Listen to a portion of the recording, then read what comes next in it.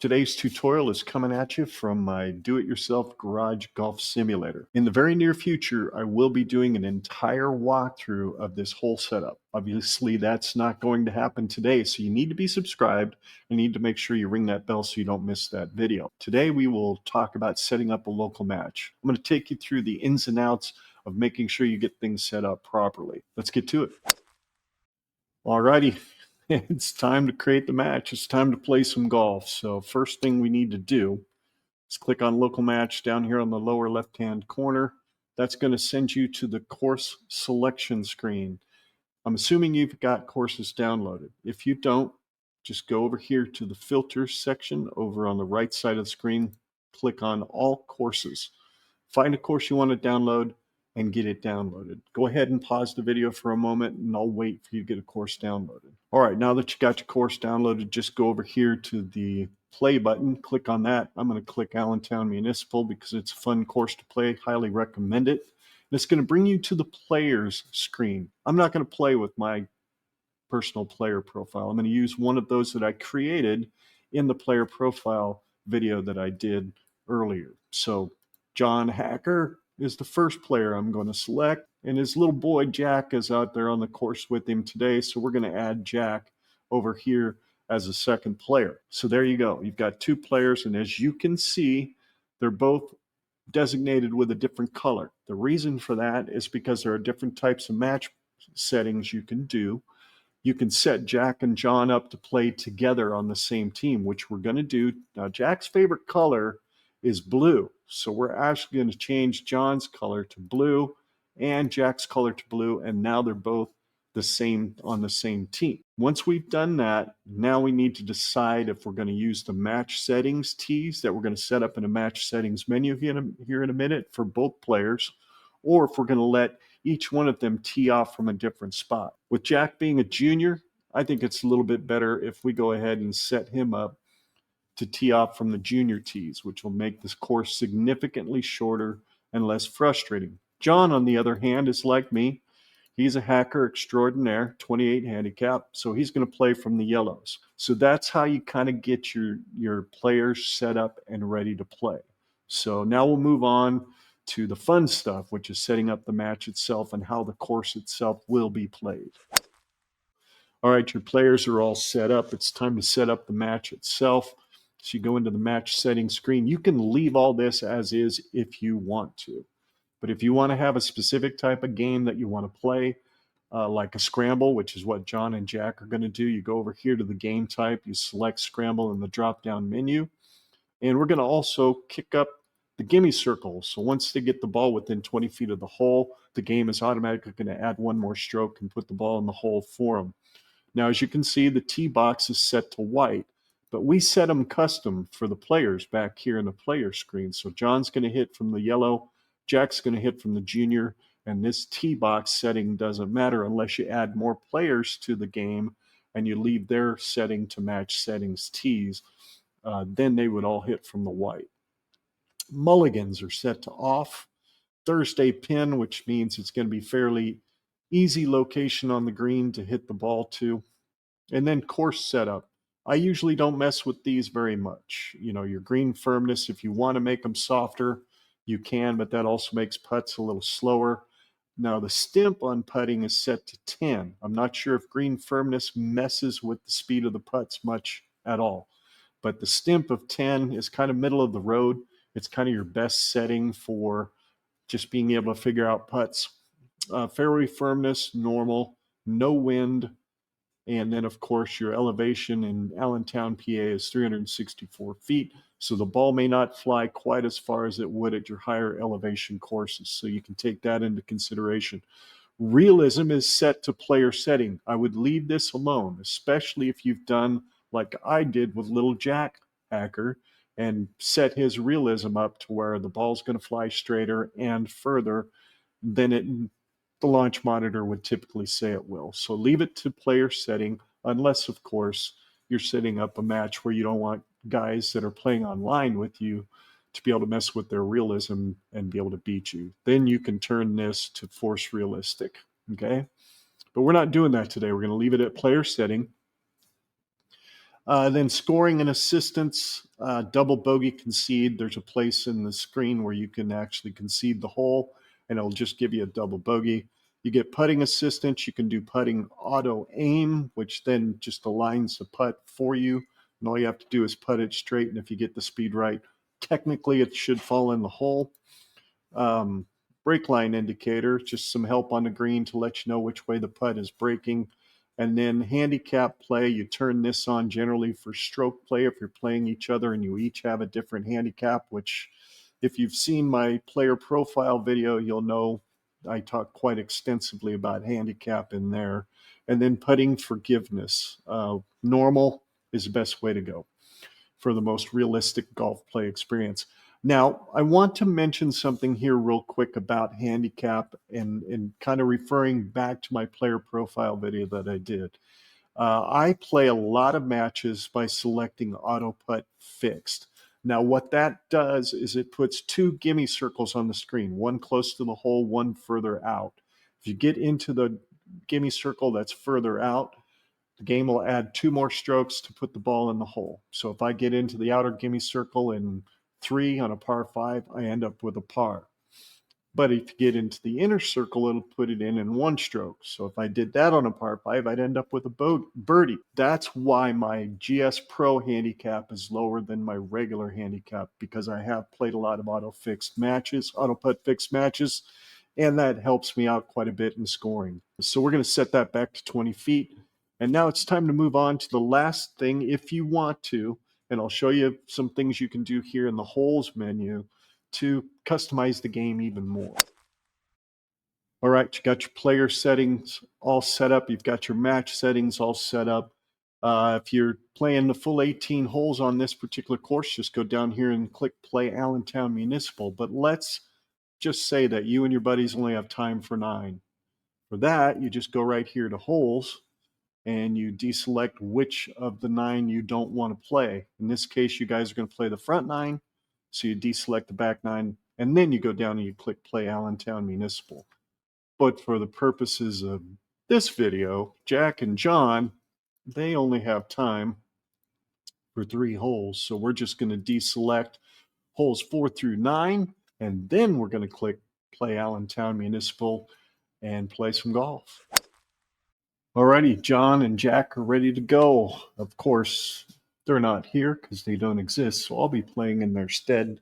John's teeing off here on hole number 1. Oh, that's gonna play okay, I suppose. Wouldn't hit very well, but there we go. Of course, little Jack, if you remember in the player profile video that I did, his shot boost is on, all that good stuff. So I'm not going to swing hard. We'll see what happens here.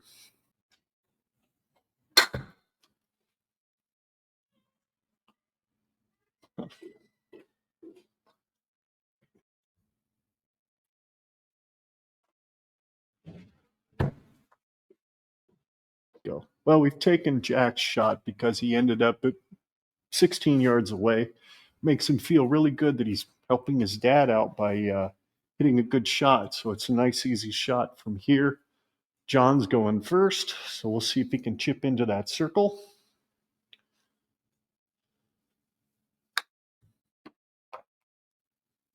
Oh, not quite.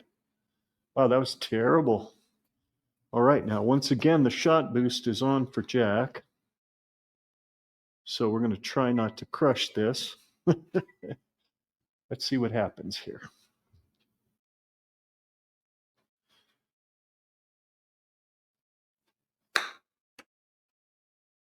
Yeah, that's going to get in there. It might roll out. Nope. Looky there. Looky there. Little Jack got his dad a birdie. John's up first. They're 1 under. Got a 248-yard par 4. Uh-oh. Well, Jack is going to have to save John because John just did what I do. But I think Jack just might be able to save his old man's hide here. And he's going to kind of help, but not really. I mean, it's better than John's shot, for sure. That would be a long way for poor Jack to have to try to hit into this green. So once again, we are going to take Jack's shot. That might be pretty good. Oh, except it's out of the rough. It's out of the rough. What an idiot. Uh-oh, that's blasted past the green because shot boost was on. Okay, then. We are going to actually use John's shot this time because for once he helped the team and the boys still have a shot. Outside shot, granted, but they still have a shot at a birdie. I'm going to grab this ball here. We're going to get ourselves a birdie. 7 yards. Nice, easy little chip.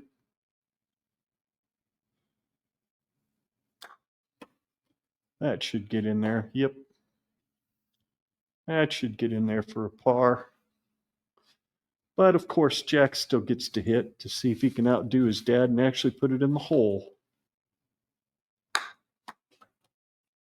It's what that shot boost is a great thing for somebody who doesn't make good contact, but it's probably not the best thing in the world around the greens. So, struggle swing, par 5, 452 yards. Let's take a look at where this is going to land. If you want to do that, you hit the J key. And according to that, it's going to land well beyond the hazard. But we know John does not drive it 300 yards. So we're going to look at where's this hazard at. It's about 200 to get to the hazard.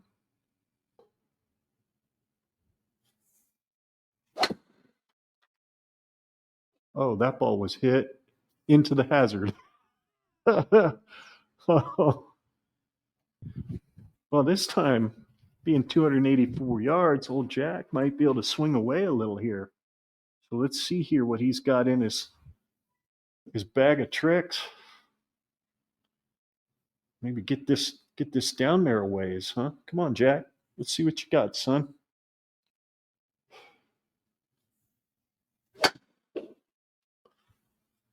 Oh, that was well off the bottom of the club. That was terrible. But it's a much better shot for the boys to hit into the green. So we're going to take Jack's shot. We're going to use it. We're 61 in. So see if John's got this shot in his bag of tricks. Just like that. And I towed it right into the flipping, yeah.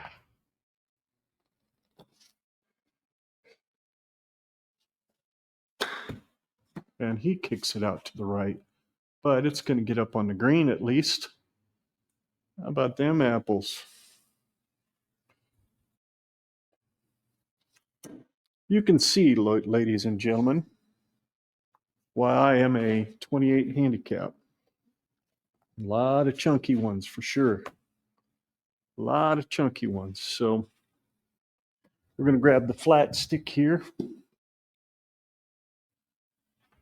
And we're going to use, of course, jacks.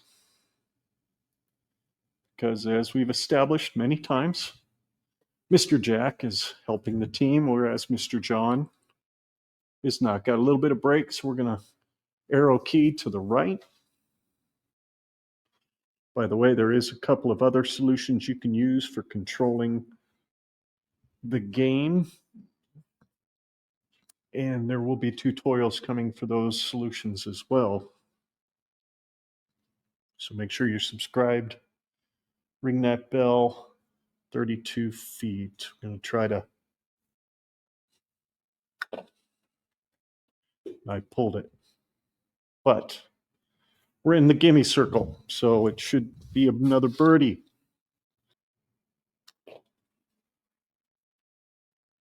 Well, they both got into the circle. Certainly could have hit that putt a little harder than that, but there you have it. John and Jack Hacker combined for 2 under. Huh, that's a pretty good father-son day at the course, if you ask me. And yeah, we're going to have to clear those boost settings, maybe. I don't know. But all right, so that's how you set up a multiplayer match right here in GS Pro. I want to thank you for watching today and encourage you to subscribe and ring the bell so you don't miss the future content like more tutorials, 543 challenges, par 3 challenges, and the step-by-step walkthrough that I'm going to do of this simulator setup here in my garage. Anyway, until next time, thank you so much for watching. Make sure you leave a like, make sure you leave a comment, maybe make a suggestion on some content that you'd like to see. But regardless of all of that, the struggle is real when it comes to getting better at life and golf. My plan is to keep swinging. God bless, and I'll see you in the next one.